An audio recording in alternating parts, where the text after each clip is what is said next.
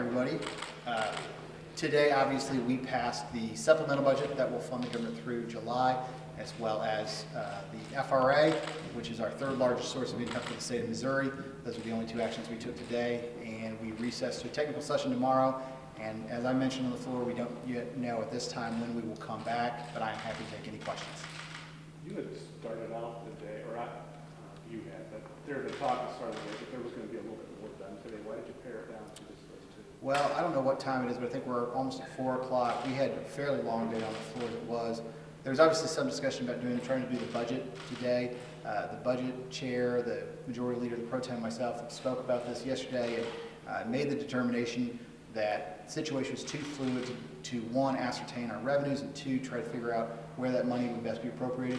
The best use of our time was to be focused on the supplemental today. Was there a concern, along with the fiscal concerns with the budget, that just having people here longer, maybe for 2 days, was... Yeah, obviously, you're seeing all around the state, people are lowering the number of groups, and as I mentioned on the floor, the Capitol is going to undergo a deep cleaning next week. Our goal is to maintain the safety of our members and keep semblance of government working, and we thought during the day, or at least having technical tomorrow and then adjourning for a period of time is the best course of action. Has somebody started making a list of, we have to do X, obviously got to do the budget, but other issues? I'm sure every rep has made that list with their bills at the top. We're no different, starting to look at what work has gone into a significant amount of stuff at the beginning of session and what we will need to try to get done by the end.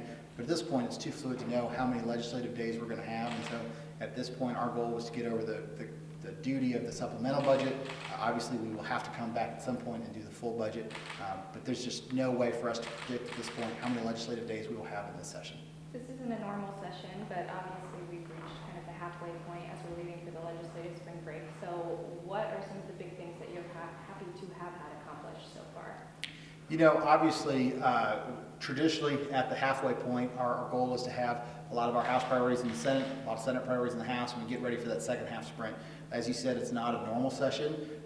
We do have a lot of our priorities over there, and we do have some of their priorities over here. I think when or if we come back, obviously one of the big things that we're going to be able to do, aside from the budget, is truly agree and finally pass the PD&P bill that we've been working on for 8 years. At this point, without knowing how much time we have in session, it's hard to say what other priorities we will be able to get done. We're just going to have to make that determination when we're able to come back. There was a lot of discussion and a lot of amendments for the supplemental. Is there an opportunity for you to break down what's in that, or would there be a fact sheet available? And I'll have if the budget chair wants to take that on, sure. Yeah, the bills will be available online very shortly, and you'll be able to see exactly what is in the supplemental bill. Can you talk a little bit about what the FY21 budget could look like depending on what happens over the next few months? I mean, I know that's a question, there's no way to know, but what kind of impacts are you, could there be, or is there anything you can tell us about that? Yes, so we'll be watching, obviously, the economy very closely in the time to come. And where we thought we were before we went into this process is changing by the day. And we had a relatively or very strong economic outlook in the short term when we started sitting down and earnestly crafting the FY21 budget. We don't know that that will remain to be the case. We're watching revenue every day, watching the economic outlook. I think we'll have to have a series of conversations about how the economy is changing going forward and try to make the appropriate response when we are able to come back and finish the FY21 budget. Some of the argument by the minority party was that more funds needed to be freed up, greenlit in this supplemental in anticipation of additional federal funds and also funds on the state level. What was the thought process there? So some of the amendments that were proposed by the minority party, in my belief, in my opinion, would have unbalanced the budget should they have been approved and ultimately that money appropriated. And so what we did do today by not adopting those amendments was create a path where we could provide around a little over more than $40 million for relief on this effort through the end of June without unbalancing the budget. So if we need to do more than that in the short term, we have the opportunity to come back, but we collectively made the decision to not do more than that at this time. And when we're able to come back, we'll shift our focus onto FY21 unless there is a more immediate need. I think the concern was that they wanted to plan for the possibility that there is no coming back by deadline or until it's too late. Your thoughts there? Yeah, I have faith in my colleagues that we will come back when we're called upon for that reason. If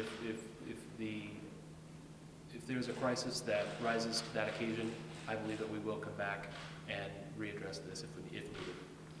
I would also like to reiterate, we began the supplemental process with the idea that we're going to have 13 million in funding. We had an additional 20 million based upon best guess of both the administration as well as our appropriation staff on what we might get from the federal government, as well as another 7 we've already gotten. We've taken every chance we can to fund this over and above even the requests we had in committee from the healthcare community. We've done everything that we believe we can do and still maintain the balance of the budget, and I commend the budget chair for his work on that. We've seen states across the country shut down session.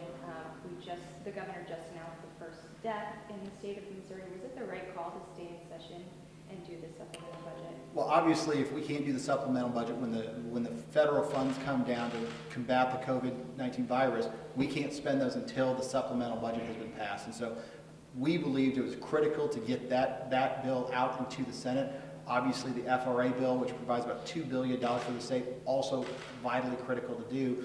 But we are going home starting today in order to sort of prepare for that. If you look around the country, states like Mississippi, who just suspended their session, states like Kansas, who's trying to get their budget done, there's certain critical things that they need to get done, and the work of government has to continue when it comes to things like supplemental budgets, the FRA, and then eventually our state budget. Do you anticipate coming back after the legislative spring break, or is it in flux?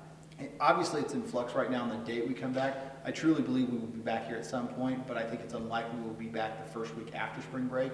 We'll just have to monitor the situation and sort of be nimble as we move forward. What conversations have you had with the Senate leadership about getting this through that chamber? We've had conversations with them pretty much through the weekend, yesterday, today. Obviously, they're monitoring the situation just like we are, and their membership has to make that determination of when they can come in.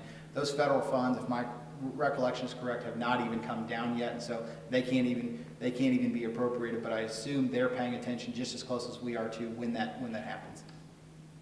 And the goal today, as was stated by the budget chair, was that this needed to be a form of this budget package that wouldn't need any Senate adjustment and that could just sail right through that chamber. Do you think you accomplished that? Yes, and that's, again, part of the reason for the constant phone calls with the Senate, was to make sure we pass something that we believe they can pick up and pass the final form. Anything else? Thank you. Thank you.